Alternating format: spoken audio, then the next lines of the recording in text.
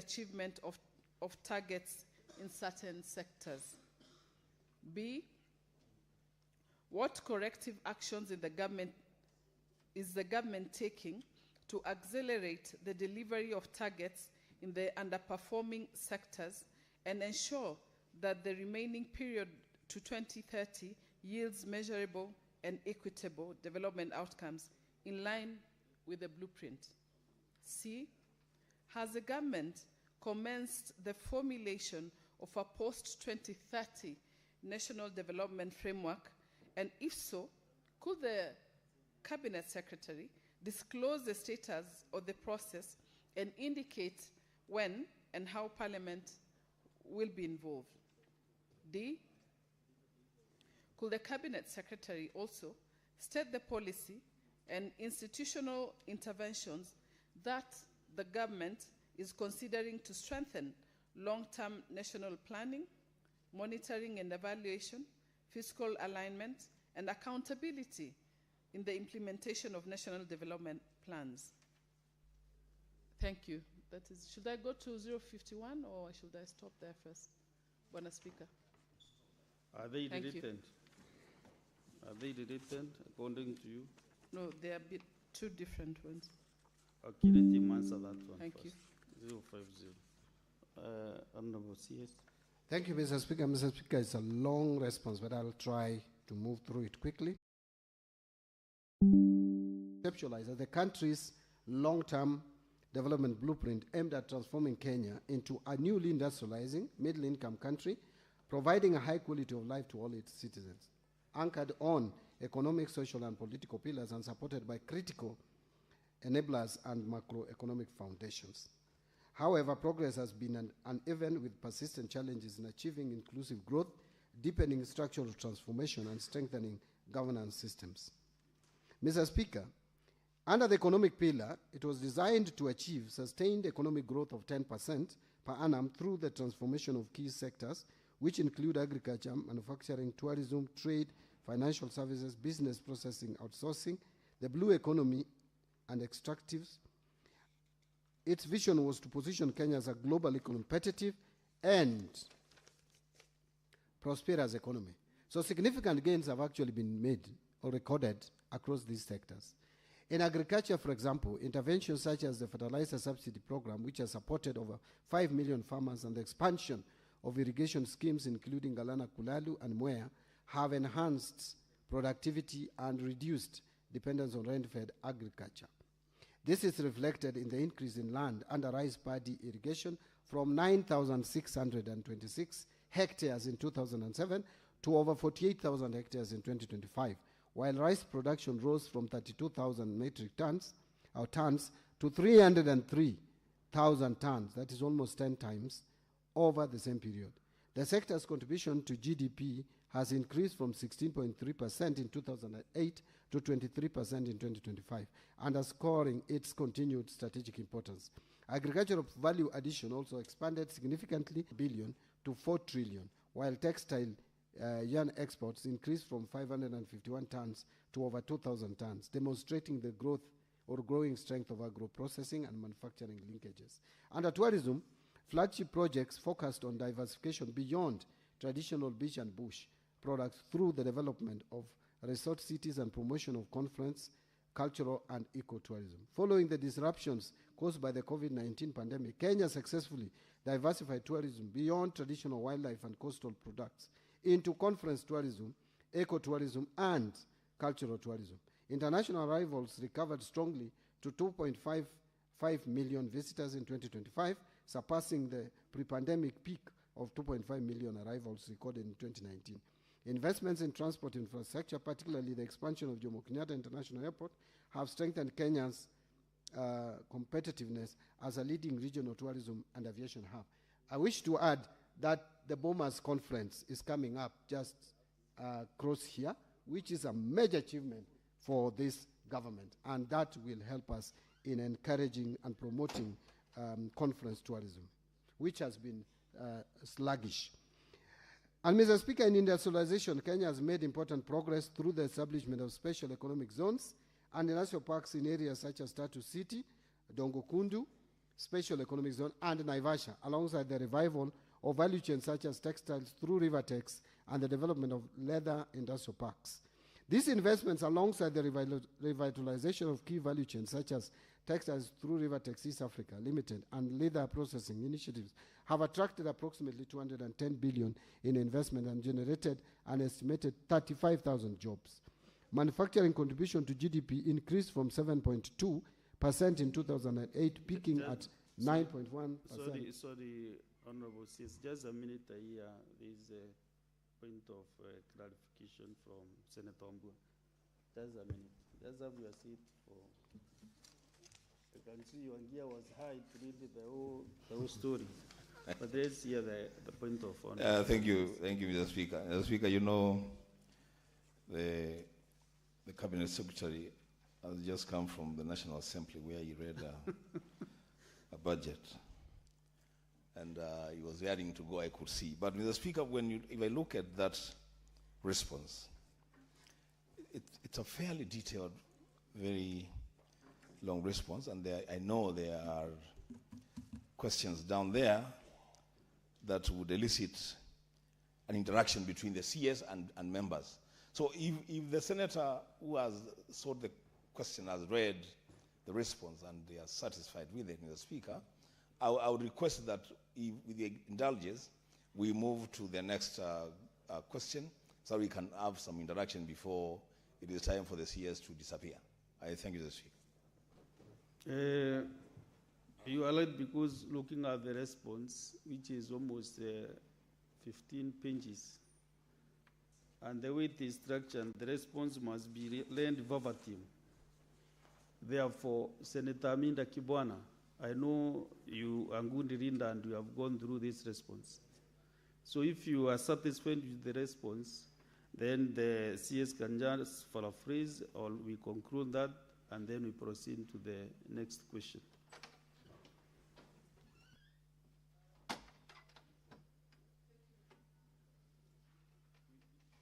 Give her the mic, kindly.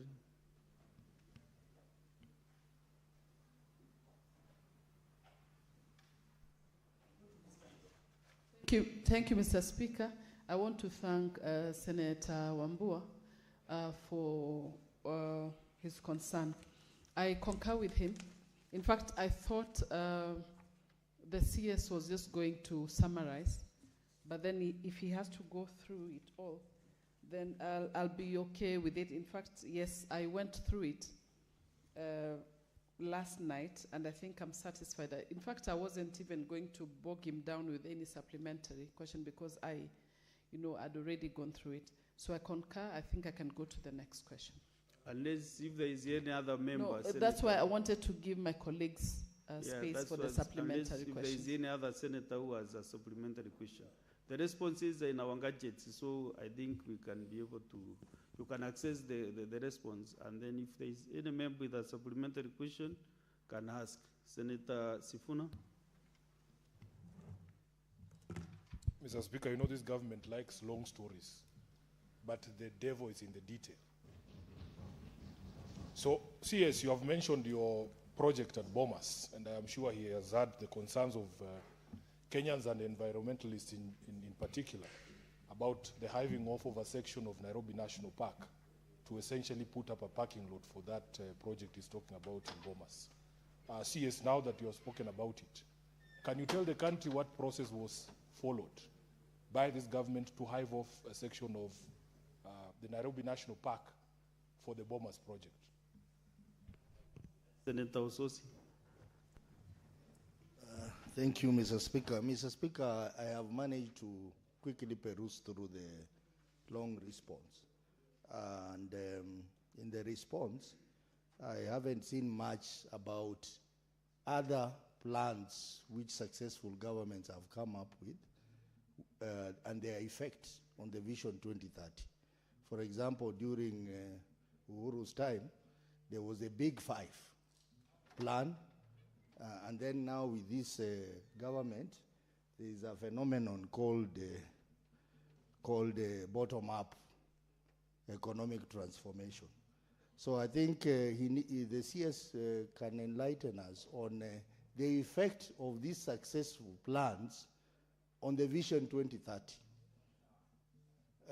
How has that slowed down the implementation of Vision 2030, or how has that made Vision 2030 be successful? Because the impression that we're getting, Mr. Speaker, is that the successful government actually ignored Vision 2030 and came up with their own plans, which interfered with Vision 2030. Thank you, Mr. Speaker. Mr. Speaker, on issue raised by Senator Sifuna, the government likes long statements.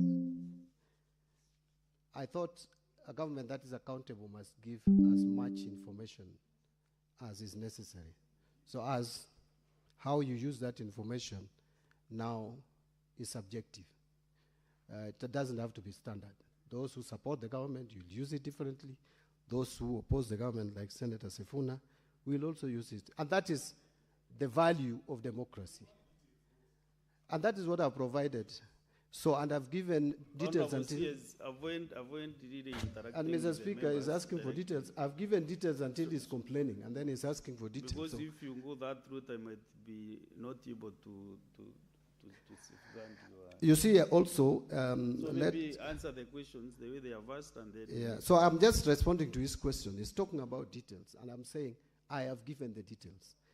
If the details is too much, then you choose what to use. Now, on the issue of bombers and hiving off of the Nairobi National Park, there is a procedure for hiving off Nairobi National Park. If that is the procedure that you're asking, I am glad to bring it to this house. But I didn't know I would be asked on how the process of bombers was arrived at. If I was asked, I am very competent and capable of coming back here and facing the Senate and addressing that issue. And I will be glad to do it. Or even my colleague in the line ministry would still do it. On issues raised by Senator Osotsi, on the big five agenda and the better, I think there is a bit of a confusion between a vision and policy. The vision of this country has not changed. The vision of this country is still Vision 2030, and in that vision, it is clearly stated what needs to be achieved. One of them is economic growth of 10%. And to achieve that economic growth, it is clearly spelled out what needs to be done. Now, the policy, any government campaigning will now have to develop policy around the vision of the country. And vision is vision. You are visioning, or you want to see something happen in a period of time. Now, policy will help you move to that vision. And that is exactly what Uhuru government had their own plan.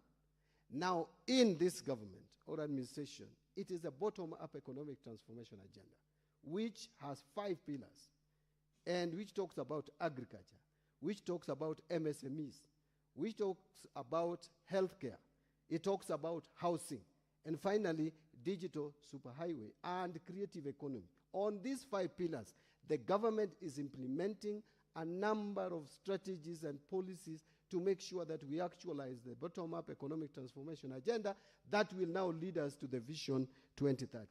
And I have enumerated in this my response.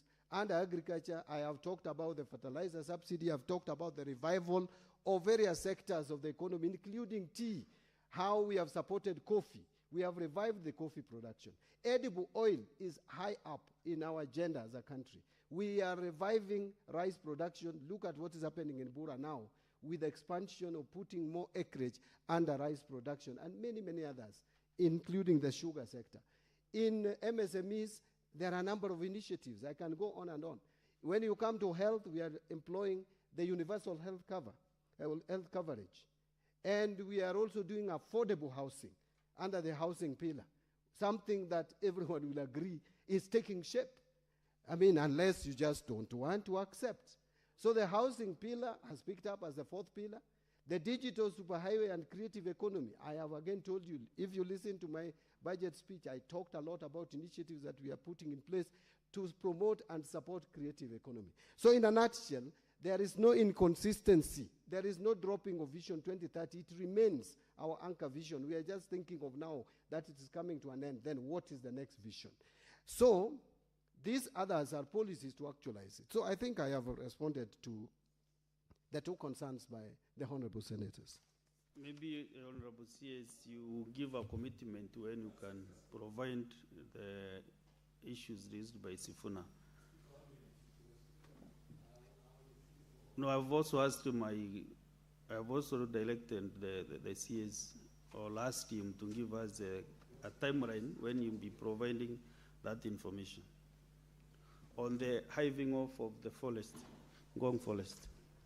Mr. Speaker, I don't know whether that communication will come formally, but I'm ready to prepare the response, get it even from the relevant ministries. In 2 weeks, we can submit that response in writing.